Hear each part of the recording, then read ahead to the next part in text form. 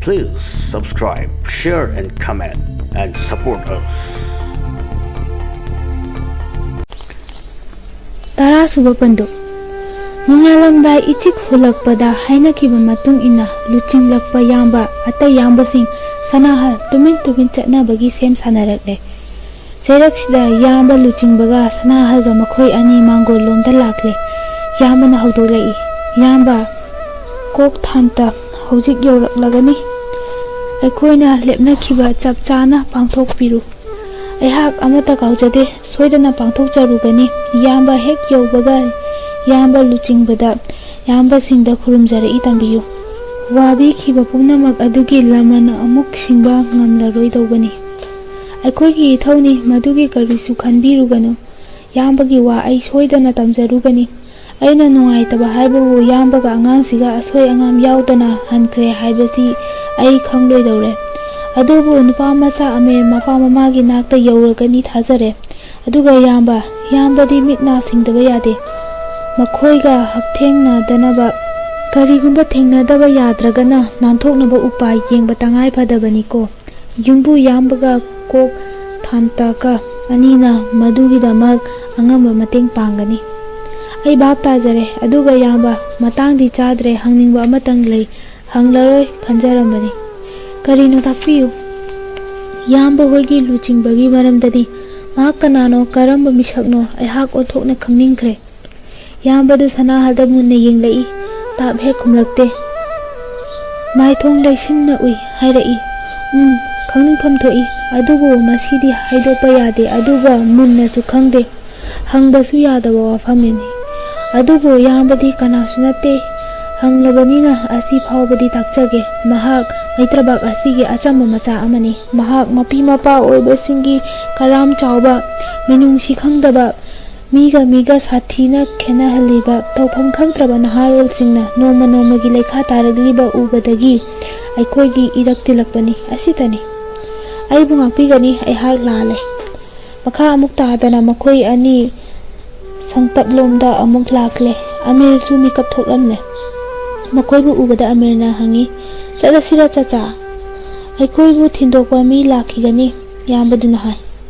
Ibungo nang ngarang ngangnakibadu kaudeko apa ami iche ngamna unaruragani. Apada aikoina khurumjarai tamo aikoiju hojik yumlomda chatlagani. Nahaka lambi tinadabanina chatminaba yadre. Oh ipan hoichu chatlagadaba. Chatlani aikoina haibadu kaunuko. Kauroi ipan ngangnare yumbudu changlagle wangmagi mi lagle hairare. Yambana mang tharaga mukoi pumnamak mangol tana lagle. Haurai nongpok pangbaromda ngangranaba machu phaurakle. Uchek wayasing langnaba tarakle. Mangolda phamtuna ngairamliba wahmagi marup ko thantaga yamba luchingbaga harauna khuchokne. Yaubirakledana laksare saheb aikoigi marup yamba sanahal aduga amir ani dubu sakta imangonda sanahalga khutchokne angang dubu chetna konbi. Amir saheb Amir harau noi kalimata koide. Yambana amuk makha tarai. Thanta saheb ngarang numidang hainakibadu aikoi pumnamak gyanare. Yamna phare saheb aina soidanaba sinjagani. Saheb pu ngaijarambani hojikti yambagasu amirgasu sakhangnare aikoigi su athuba thabak leihawi aikoi chatnaba tawjarage. Phare saheb mangal oinasi. Amuk hana ani du khuk sonare aduga amuk sanahalga amirga ani makka jejet konaraga hairai yambana. Khutlau palaudana yaubikhro mangal oinasi. Amir ipan hoi chatlage. Phare ipan sanahana yambada khutlona duna hai. Khurumjari yamba umapatina kripa tawbishanu. Haina ramlaga yamba ani du nongpok pangna chatkriba lambi adomda khongsankre. Makhoina chatkraba matung pangkui kuidana ko thantana takpa matung ina yumbuduga kainaramdai pukmen paumenaraga mafamdudagi thoklagle. Yumbudusu makhoiga loinana thokminarakle. Mana hai aisu thindokani yamba hoi karam tawkhrabage khangdaba yadabani. Tawbatabu aihak khara thaptak lakke. Aiga khangnai haibasi thanta saheb nattana kanamata khanghanba yade. Ngarang hainakibaduni aigi saruksu sem saba loirabani. Ai kaujade yamba Sanahanna khumi. Matamdu nongpok maikai mairalle. Maikai marimak tanaw uretle. Makhoi ani naknana chatminarambadagi ko thantana Amirgi makut paiduna sambiri Sanahanna tungda khara laptak ilai. Khara amuk tambada yamba yumbu. Ahanbada nongpok lomda laklambadagi khara pangna lambi matung inna chatharakle. Mangda khara chatlaga kaithen sang macha adudagi dukan sing mathang thengnarakle. Dukan pareng hendorakpada sarak achawa paring phangle. Lambi du hek phangbaga chingkhai tamba lambi adomda amuk lakle. Hawa chaba chatlamba kangbu thabak thana thiba mayam phana yamna chatnaramle. Matek tu lantholakpadagidi numit karakpaga loina na More sahar irang nangnarakle. Asum laktuna saraki awang thangba adomda hek lesilakpada wanglaba sambal laina pungkoi kosilaba mamai makha ona saba yumdu urakpada ko thanta tunglomda khara tamlak lakliba Sanahal lomda laiduna yenglai. Sanahal su khongthang halap tawi. Amir zu hanna yenglai. Maga su mit chani. Yumdugi konthong hojang yaurakle. Ko thanta aduga Amir. Ugi gate tu thingjilli londe. Kangthak haduna saba yumdugi kumthabam siri manakta hauriba atargula pambida ising chairiba nupado mafamdugi SDO ni haiba thanta khangi. Mahak Amirga makhoi ani changraklibadu ude. Lei ising chairambadagi siri kakhat khraga mangon saijinda yotki tarana yanduna semba gamlada kena mauna hauriba melei leisna leipanduda ising chaigadobagi hek yengthorakpada changraklibba makhoi ani dubu uidi haibabu thoina thawoide. O thanta changsilaklaga SDO sahebta salam tawi. Good morning saheb. Good morning. Sir karigumba amata haijage angang se aikhoigi lamda lamangna duna ngarang leiramle. Maitai machani mapaga tumuda changubadagi kainaraba male. Angang si thamjaramge. Ko thanta haramlaga adum handokre. Thoichat wangchatnana uraba SDO saheb magi ising chaibadu tokte. Hanna phawba yengtholakte mathanta ngangbadangna hai. Hojikangi mi sibu karino masabu asuk miraiba sibo nahanju ama asumna report mataurai. Phai thanamu thanada pithokraga loire.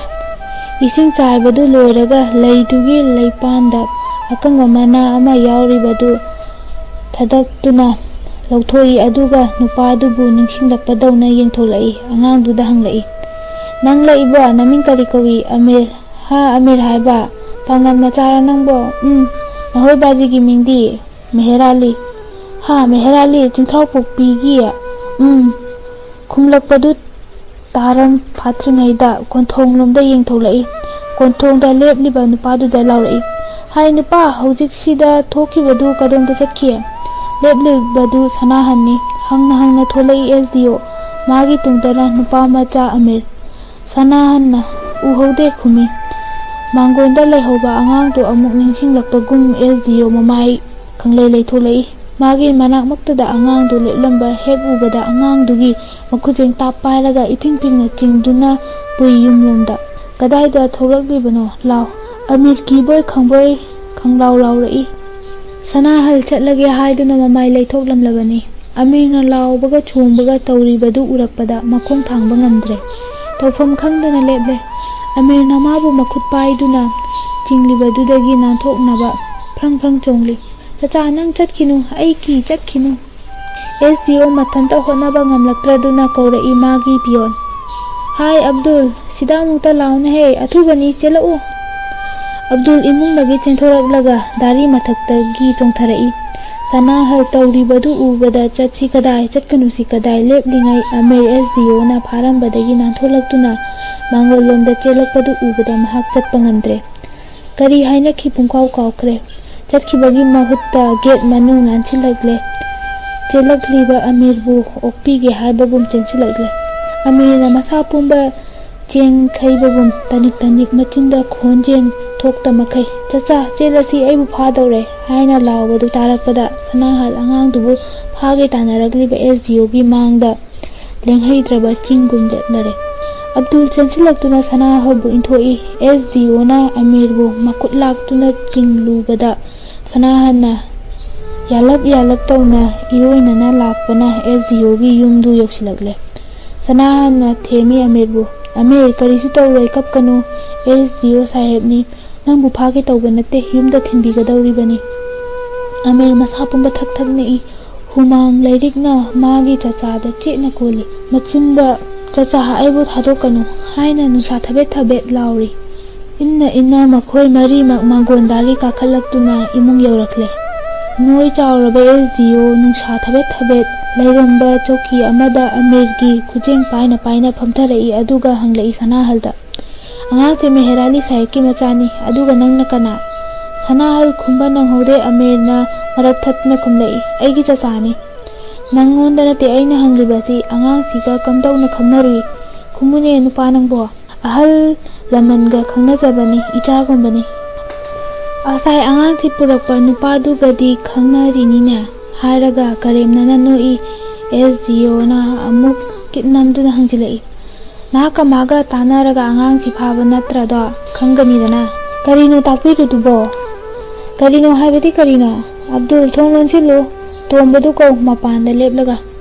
Abdul tholaglaga dari da leptuna kawi tombabu. Tomba yum maninglomdagi chengtholaglaga imungda changlai SDO na. Tomba SDPO sahebtu athubani chelu. Tomba paithoki. SDO amuk onsilai Sanahalda. Nangi naming nongyai natra. Sanahal komplek khangi SDO na kangnok laga. Ai loina khangba mini Manipur gi huran chinthi tawba ngamba gunda mihat pa kaya aigi khuta tumkhrabani. Abdul thongdu senno hainaba. Hojik thana laklaga mi gi marin chumgani. Kanai macha aigi igun khangni dana. Angang siga aiga khangnai haibagira. Chup badamas nangna sinduna phalaga onsinduna mana mathum amuk laugi sinine. Chacha na kadai da phaliba chacha chatlasi. Pug hogalaglaga Sanahalgi makhut paiduna chingi Amirna. SDO na chingthoi. Chingai yorai SDPO su mapandagi. Ai lakchade sa. Abdul na thong hek hangdokpaga SDPO imung changlai. SDO da salam tawi. Kari tawrabagi sahab. Mapandana mi yamna tiliba angang sibu kanano. Sintrao pokpi da phaki haba angang government ukilgi masaduni. O aduga nupasni sa. Kana oini sakta si yengpada khangdra sahab angang sibu themtuna gari da puki haibado. O nongyai haibado. Satya samu maya thindoraklabada mangi thenguna kaidawni. Yes, there you are. Adumakni sahab. Aina sagatchaba theory aduda pop tarare. Sahab hoina di thajabidaba. Thana singi asigumba sixth sense ama laijabani sir. Kamdawna thengnabiruriba. Kana macha aibu bluff tawgani laibani. Burmese macha immigration gi duna angangsi maitai machani makhoi gi lamda. Yes, tumuda mapaga kainare haina lairami haiduna aphasa duna puraklambani.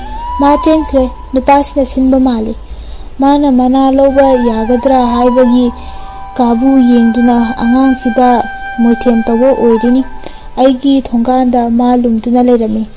Ma hek ubada angangsi phanna baka yakhidrabani. Sahe pangtak takpiganuda saurap tawna kumlai Sanahal.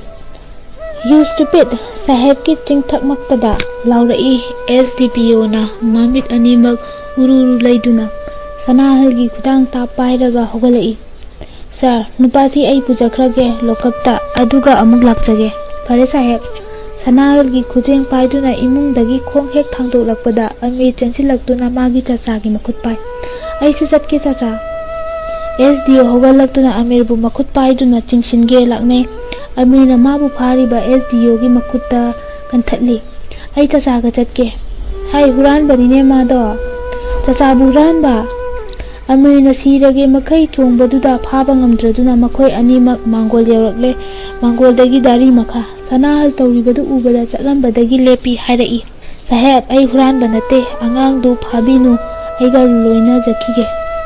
SDO Samiman kiduna phan chongsilai. Kari haina lauram laga Sanahal gi mamaida kutumna surai. Mapa thouduna manatonda pale. nautondagi sintharakpa Nahina Sanahalgi mafi maror pungang ngangle. Amirna madu hek ubada makhong get machaduna SDO da kaurai.